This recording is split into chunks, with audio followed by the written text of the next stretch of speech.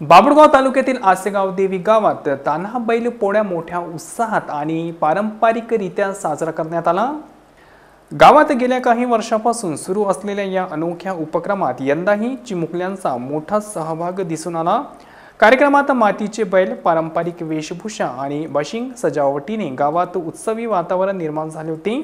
लहान मुलांनी विविध रंगीबेरंगी वेशांमध्ये सजून बैलपोळ्याच्या या लघुरूपात उत्साहात सहभाग घेतला। ही परंपरा गावात सुरू करण्यामागे भाऊरावजी वेडुरकर यांचे मोठे योगदान असून आजही परंपरा सार्वजनिक गणेश उत्सव मंडळाच्या माध्यमातून टिकवली जात आहेत।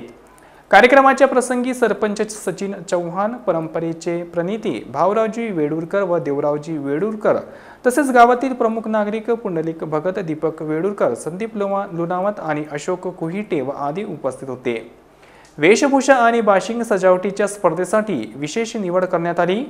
यामध्ये 6 विजेत्यांना बक्षिसे देण्यात आली। तसेच सहभागी सर्व चिमुकल्यांना स्वर्गीय सुखदेवरावजी गावंडे यांच्या स्मरणार्थ गावंडे परिवारातर्फे वही वाटप करण्यात आले।